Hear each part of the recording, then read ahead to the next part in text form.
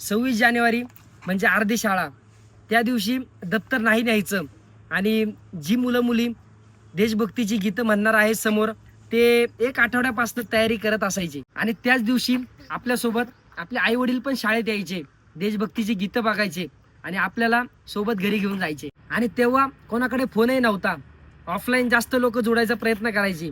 आणि आता 26 जानेवारी असली, मुलाचं आवरून झालं की आई वडीलच सकाळी त्या मुलाचे 100 फोटो काढतात. तिकडे प्रार्थना करत असला मुलगा, महाग कुठेतरी थांबणार, मुलगा प्रार्थना बोलतोय हे मागणं व्हिडिओ काढणार, स्टेटसला ठेवणार. अरे तुमचे फोटो आणि व्हिडिओ महत्वाचे नाहीयेत, मुलाचा आनंद, मुलासोबत घालवलेला क्षण महत्वाचा आहे. आणि आत्ता पण माझे पप्पा 26 जानेवारीला जवळच्या शाळेत जाऊन अटेंड करतात. त्यांचं तिथं कोणी शिकत नसलं तरी जातात. का? कारण त्यांना फोनची आवड नाहीये. त्यांना 26 जानेवारी म्हणजे खूप भारी वाटतं. आधी त्या शाळेतली ओल्ड मुलं 26 जानेवारीला 15 ऑगस्टला गेट टुगेदर करायचे, म्हणजे एकत्र यायचे, शाळेला भेटायचे, सरांना भेटायचे.